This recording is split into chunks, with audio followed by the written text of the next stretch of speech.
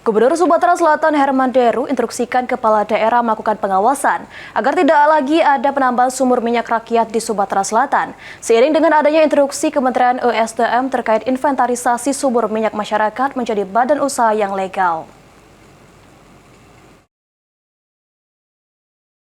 Berdasarkan surat edaran yang dikeluarkan Menteri Energi dan Sumber Daya Mineral Republik Indonesia, terkait inventarisasi sumur minyak masyarakat menjadi badan usaha yang legal, seperti koperasi atau badan usaha milik daerah, dengan menerapkan praktik pertambangan yang dapat dipertanggungjawabkan.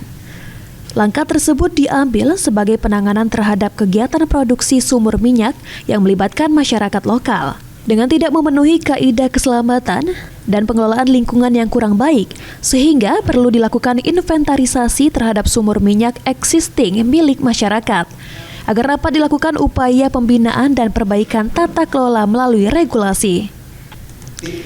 Menanggapi edaran tersebut, Gubernur Sumatera Selatan Herman Deru mengatakan, sumur minyak yang dikelola oleh masyarakat Sumsel saat ini sedang dilakukan inventarisasi, dengan menginstruksikan kepada Bupati, Wali Kota se-Sumatera Selatan yang daerahnya memiliki sumur minyak rakyat untuk dapat melakukan pengawasan agar tidak ada penambahan sumur minyak baru khususnya yang dikelola oleh masyarakat. Jadi untuk saat ini saya himbau untuk tidak ada penambahan agar proses inventarisasi ini bisa berjalan dengan baik. Jadi saya instruksikan pada Bupati yang wilayahnya terdapat sumur-sumur minyak untuk mengawasi ini sambil kita menginventarisasi sehingga kita bisa ke tahap selanjutnya dari kebijakan atau regulasi yang dikeluarkan Kementerian SDM. Artinya kita sudah siap ya?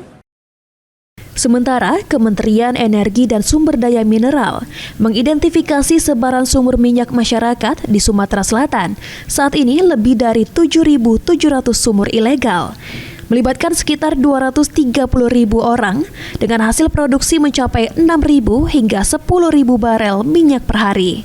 Eki Saputra, PAL TV.